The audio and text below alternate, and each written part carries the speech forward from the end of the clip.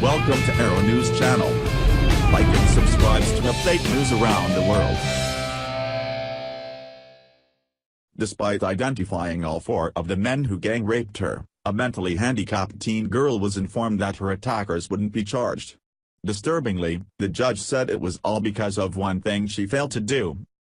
Although women suffer unimaginable human rights violations in over 50 Muslim-majority nations, leftists shamelessly advocate for Sharia law right here in the U.S., portraying Muslims as perpetual victims and censuring anyone who dares shed light on Islam's tenets. Liberals have many women scratching their heads in wonderment over why free Americans would support such an ideology.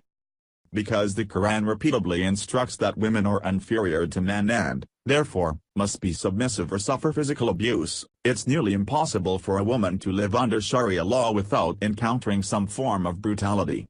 Unfortunately for one rape victim, because of her inferiority as a female, she was not only forced to watch as her attackers walked free, but she has been handed a cruel fate, passed down by the Prophet Muhammad himself.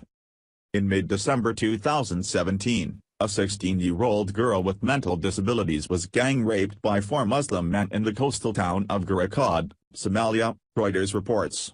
After surviving the horrific sexual assault, the teen fled to the Puntland Maritime Police Forces to report the vicious attack and even successfully managed to identify all 4 of her gang rapists. Soon after, the perpetrators were arrested and held on suspicion of sexual assault. However, despite all evidence against them, the authorities not only freed the girl's 4 gang rapists because they swore on the Quran that they were innocent but informed her that if she wanted to press charges, she would need to provide 4 witnesses to verify her accusation, in accordance with Sharia law. The 16-year-old girl confirmed that she was attacked by 4 Marines, all of whom are Somali Muslims, while on her way to gather firewood last year. Because she is required to produce at least 4 witnesses to even file a police report, she has tragically given up her quest for justice while her rapists currently roam the streets as free men.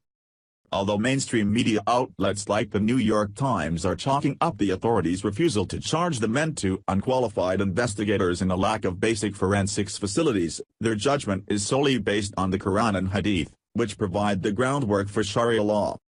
The legal requirement of 4 witnesses to corroborate a sexual crime and disqualify it as fornication stems directly from the Quran. In fact, Muhammad himself cited this Islamic law for both those accusing Muslims of rape or adultery, making an individual who cannot find 4 witnesses to support their accusation the true culprit. Quran 2-282, Core testimony, and call to witness, from among your men, 2 witnesses. And if 2 men be not found, then a man and 2 women. Establishes that a woman's testimony is worth only half that of a man's in court. There is no he said, she said gridlock in Islam. Quran 24-4, and those who accuse free women then do not bring 4 witnesses, flog them. Strictly speaking, this verse addresses adultery, revealed at the very time that Muhammad's favorite wife was being accused of adultery on the basis of only 3 witnesses, coincidentally enough. However, it is a part of the theological underpinning of the Sharia rule on rape, since strict Islamic law does not recognize rape if there are not 4 male witnesses or confession. Quran 24:13, why did they not bring 4 witnesses of it? But as they have not brought witnesses, they are liars before Allah.